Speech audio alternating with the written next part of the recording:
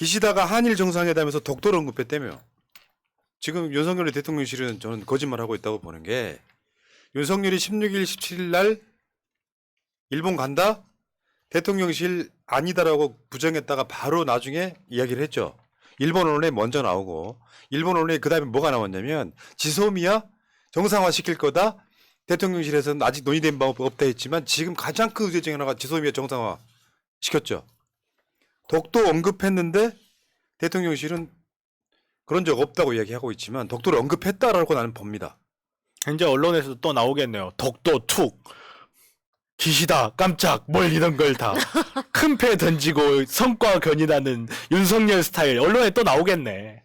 NHK가 한국 같으면 KBS예요. NHK가 뭐라 그랬냐면 기시다 총리는 회담에서 위안부 문제에 대해 과거 양국 간의 합의의 착실한 이행을 한국 측이 요구한 것 외에도 시네마현 다케시마 독도예요. 를 둘러싼 문제에서도 일본 입장을 전한 거죠.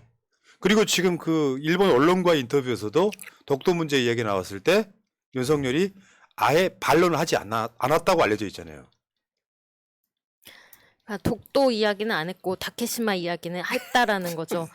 사실 아무 말 하지 않으면 안 되는 겁니다. 전에도 이야기했지만 일본 방위백서에 독도 포함한 거 여기에 대해서 항의를 해야 되는데 그조차도 안 하고 독도 문제, 다케시마 문제 좀 해결을 하자 이런 얘기를 하는데 그냥 묵묵부답으로 있었다? 이건 한국 대통령의 자격이 없는 겁니다. 아무 말 하지 않으면 아무 일도 일어나지 않을 줄 알고.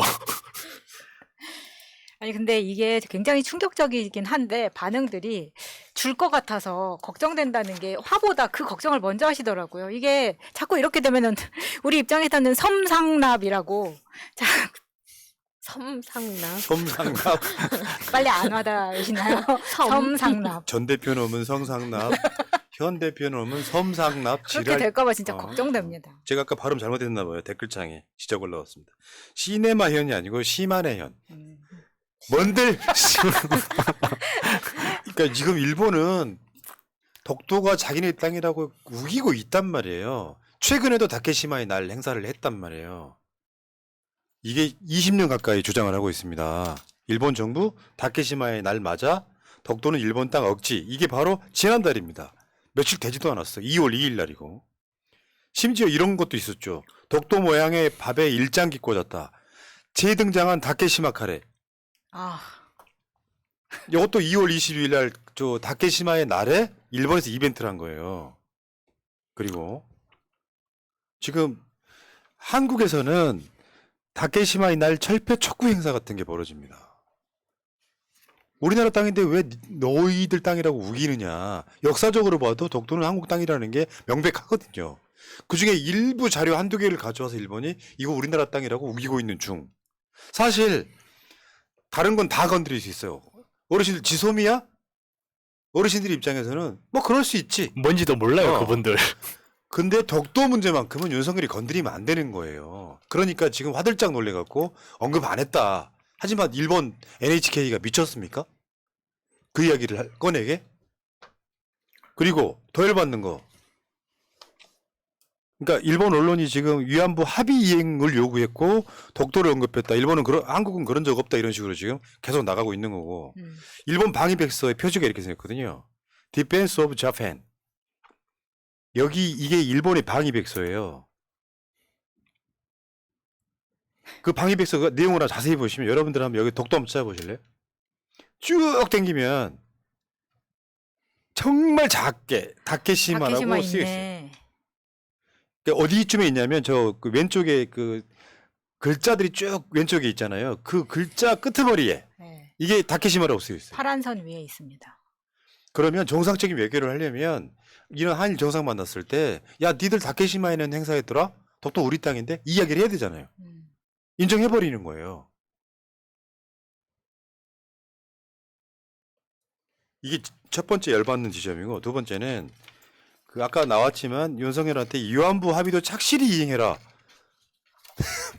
어쩌고 이거는데 이거는 박근혜하고 아베 사이에 위안부 합의라는 걸 했잖아요.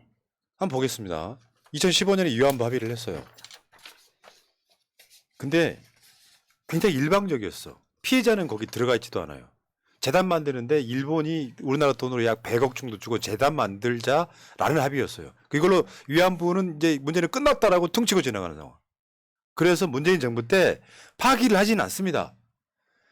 이쪽 중단 비슷한 개념으로 그 당시 청와대에서 2015년 한일 위안부 협상은 중재는 흠결이 있음으로 확인했다. 그때 당시 여론조사 한번 볼까요? 문재인 대통령 국정 수행 지지도 71.2%. 한일 위안부 합의 정부 방침 63.2% 지지. 그래서 파기를 하진 않았지만 여기 있잖아요. 사실상 파기, 잘한 결정이다라고 당시 여론조사가 63.2. 재협상을 요구하지 않은 것은 잘못된 결정이다 정도예요. 재협상을 했어야 된다 이런 얘기예요. 그 정도로 이런 부분에 있어서 국민들의 인식이 돼 있던 바로 그 위안부 합의를 지켜라. 아베랑 박근혜 사이 한 위안부 합의를 지켜라라고 기시다가 윤석열한테 요구했다는 거예요. 그러니까 이번에 강제동원 때 우리가 일본이 아무것도 내주지 않고 사과도 하지 않았는데 그냥 우리 돈으로 다 할게라고 하면서 진짜 납작 엎드리지 않았습니까? 당시에 위안부 문제 합의 때 이 문제를 담당했던 게 기시다였기 때문에 자기의 업적을 어떻게든 이뤄내고 싶은 겁니다. 그래서 이번에도 해줬는데 지난번에 합의했던 거는 당연히 해줘야 되는 거 아니야 하면서 계속해서 압박을 해올 거라는 게 너무 화가 나는 지점인 거죠. 박근혜는요 어떻게 탄핵됐냐면 기저에 흐르는 굵직한 사건들이 있어요. 세월호가 있었고요.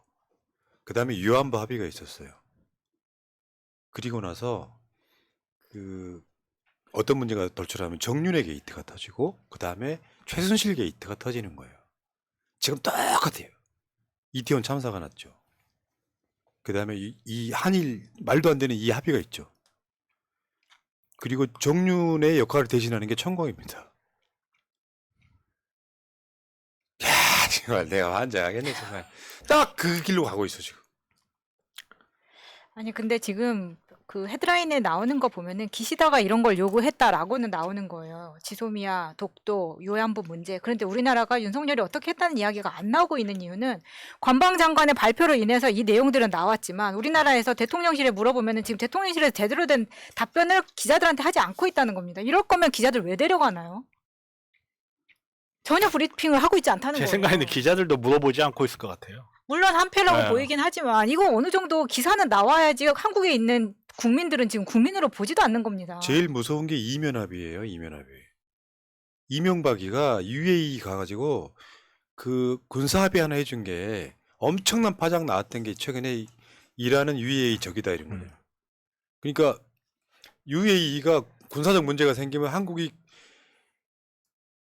병력이 개입한다라는 이면 합의가 있다는 거예요. 그걸 윤석열이 알고 있었던 거예요. 그거랑 약간 비슷한 맥락이라고 보시면 돼요.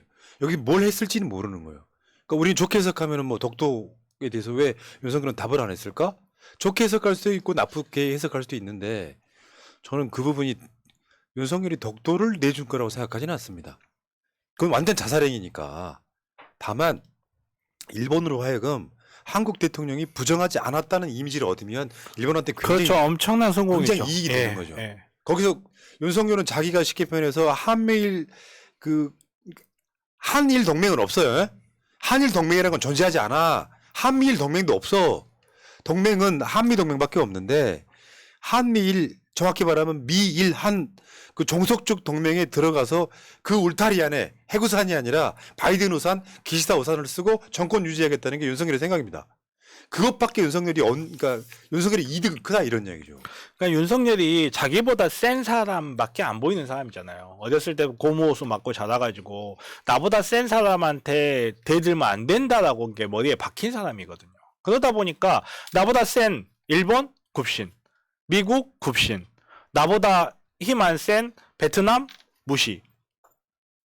다른 나라들은 다 무시하고 무슨 애 보듬고 사진이나 찍고 있고 이런 짓거리를 하는 게 정말 부끄럽고 일본 같은 경우는 저는 개인적으로 그렇게 생각해요. 일본이란 나라의 국군이 계속 연장되는 게 아니에요. 일본이 지금 군국주의의 기치를 세우고 군사 강대국의 힘으로 가려고 하는데 군사 강대국의 길로 가려고 하는데 일본이 저러는 거는 저거밖에 할 게 없어서 그래요.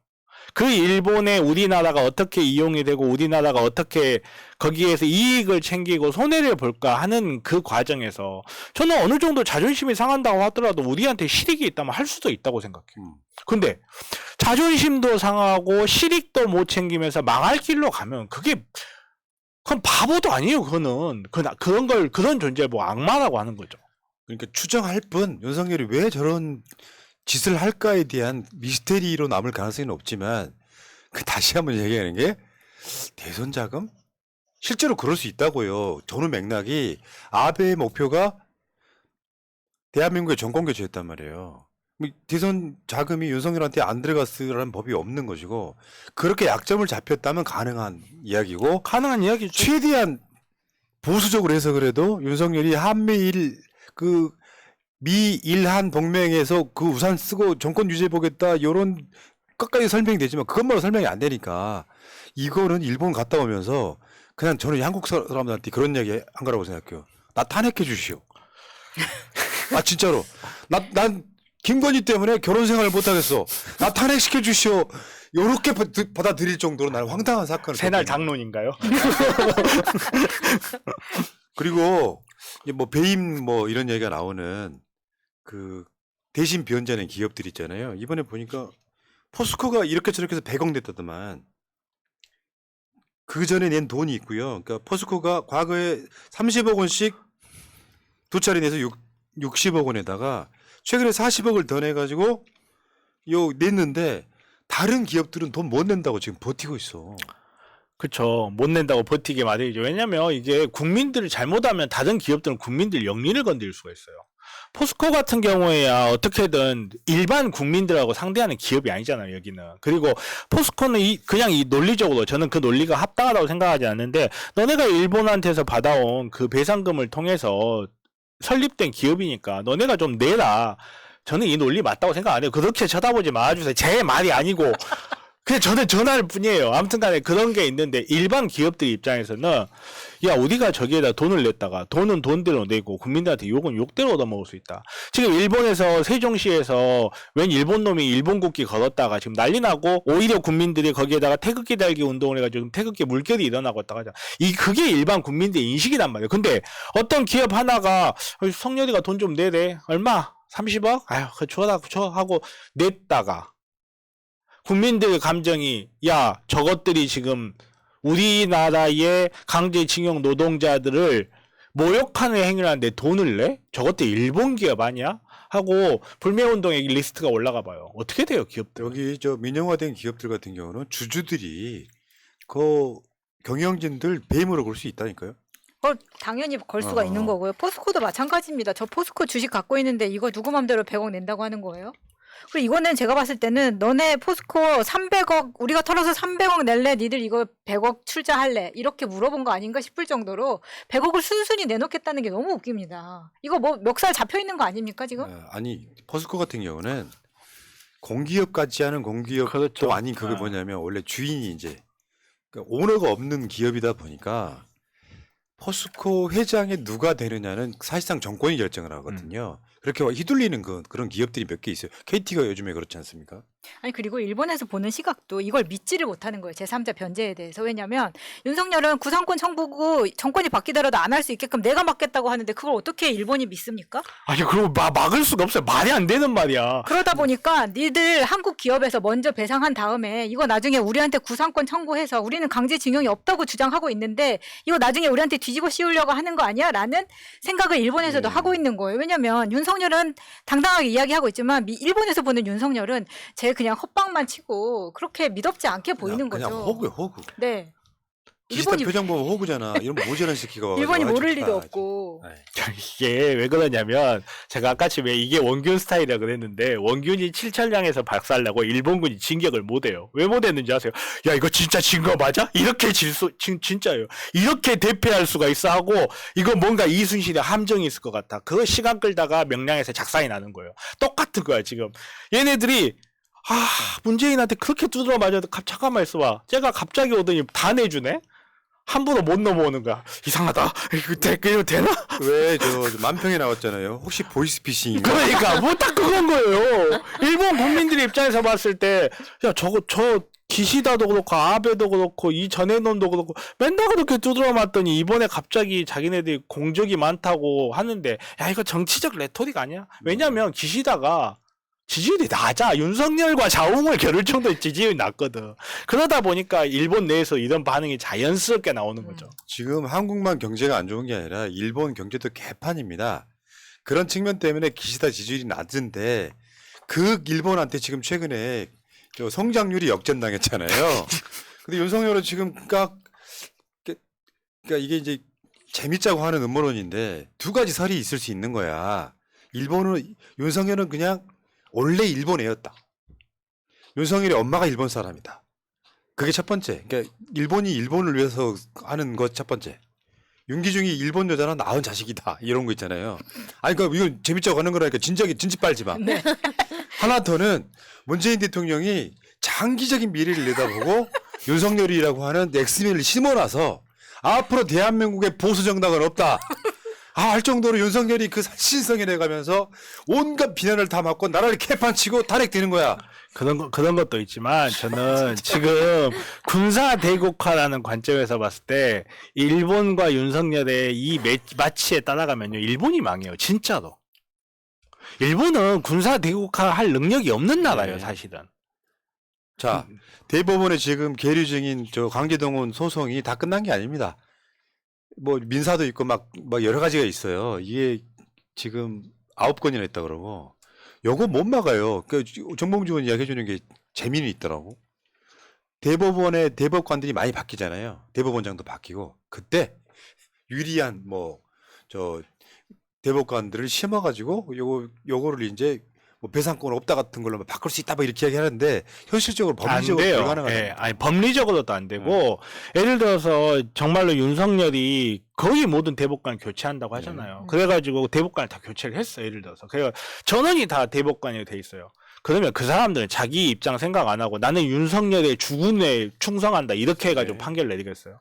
자기네들 살 길도 찾지. 자, 그러니까 뭔가 이상한 헛발질이에요. 성립이 안 되는 헛발질. 아니 공기업들이 무슨 이유로?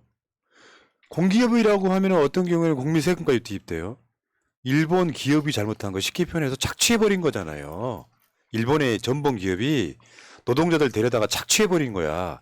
조선이 일본과 같은 한 나라였다고 하더라도 월급을 안 주고 기망해가지고 데리고 가서 그렇게 월급을 안 줬다면 당연히 그 회사한테는 그거를 줘야 될 의무가 있는 건데 그러니까 그게 맞느냐 이런 거고요. 결국 이번 정상회담은 진짜 그거 아닙니까? 사과도 배상도 없어. 일본에 완벽히 면죄부를 준 한일 정상회담이 아니고 친일 정상회담이라고 알려져 있습니다. 한번 돌려주세요. 다들 기대하고 계시는데 두근두근. 자, 이따 2부에서 좀 다른 김건희 쪽으로 한번 이야기해 볼 텐데 분노스러울 때 욕하는 것보다 이게 훨나요. 듣는 자체가 소리가 소름이 끼치면서 윤석열이 한번 들으면 소리 지를 수밖에 없는 이씨. 저 집에 한 4개 더 있는데 다들 갖고 올게요. 4시서 한번 돌려. 저 나오는 날에 가져오지 마세요. 성렬아 너 죽었어 이제. 열받아. 자, 일단 한번 쉬었다 가시고요. 자, 민영동님, 일본의 고려 계획을 국민들이 용납 못합니다. 내일 집회에 많이들 나와 주십시오. 감사합니다. 그리고 그 전에 올드보이님 감사합니다. 땡큐. 다른 주제로 갔다가 다시 일본으로 가겠습니다.